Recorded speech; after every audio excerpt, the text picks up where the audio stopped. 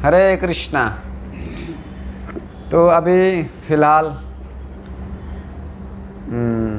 Exam के time है बच्चों के लिए, जो कि अभी आने वाले दिनों में अगले महीने में एग्ज़ाम होगी।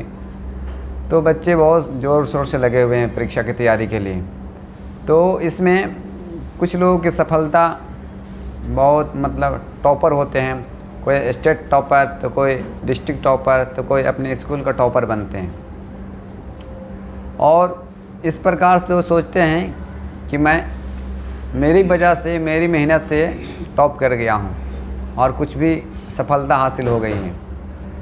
लेकिन ये पूछिए उसी जो टॉप किया है उससे कि मैं फिर से आपको सारे समय देता हूँ उतना ही, और सारे जितने भी पढ़ा जहाँ से वहीं से फिर से आपको इंस्टीट्यूट में एडमिशन कराता हूँ, आप फिर से टॉप करके बताइए।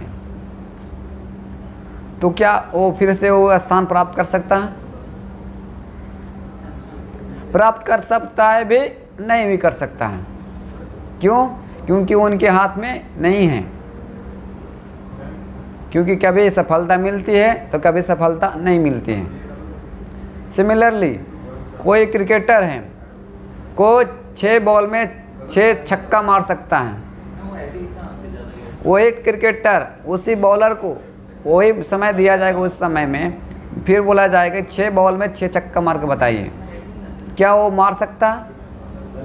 क्या वो ऐसा कर सकता है? नहीं कर सकता है। क्यों?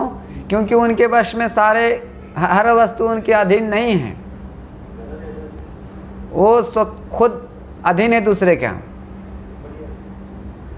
भगवान बोलते हैं भगवत गीता में भी कि प्रकृति बताते हैं कि मया दक्षिणा प्रकृति स्वीयते सा चराचर।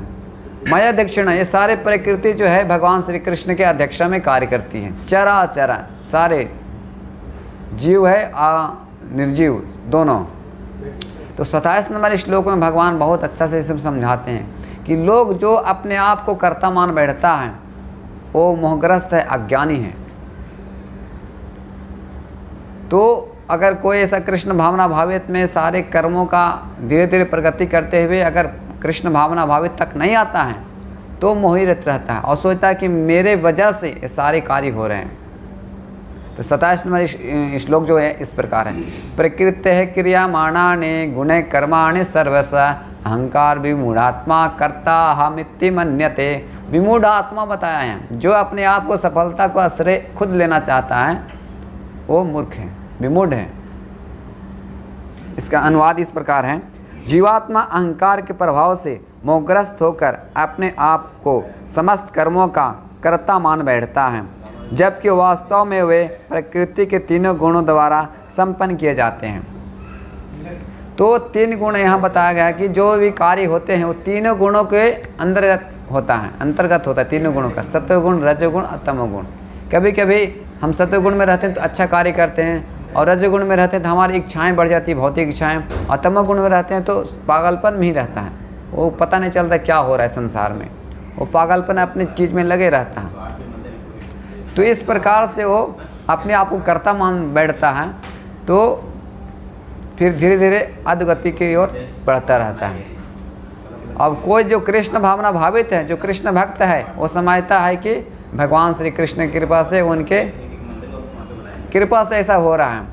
वो अपने आप को श्रेय नहीं लेना चाहता है, वो भगवान को भी देना चाहता है और अपने गुरु को देना चाहता है, क्योंकि वो सिर्फ निमित्त हैं। जैसे अर्जुन ने भी युद्ध करना, अपने लिए युद्ध नहीं करना चाह रहा था और सफलता क्योंकि वो नहीं चाह रहा था, लेकिन भगवान श्री कृष्ण के संतुष्टि के लिए युद्ध करने के लिए तैयार हो गया। तो ये रहस्य है, जब हम भगवान श्री कृष्ण के आदेशानुसार चलेंगे। एक भगवान का नाम है ऋषिकेश है। ऋषिकेश मतलब सारे इंद्रियों का मालिक और सारे वस्तुओं का कंट्रोल करते हैं वो। तो इस प्रकार से हम जब सारे उनके, और भगवत गीता में बहुत जगह बताएं कि मत्ता स्मृतिम ज्ञानम अपोहम च, मेरे द्वारा है स्मृति और विस्मृति होती है। तो सीधी सादी बात है कि भगवान श्री कृष्ण के उपदेशानुसार हम करेंगे तो सफलता अवश्य मिलेगी, और सफलता नहीं भी मिलेगी तो भगवान बोलते हैं कि कोई बात नहीं है, शुचि नाम सिमत आगे है योग भ्रष्ट भी जाए थे।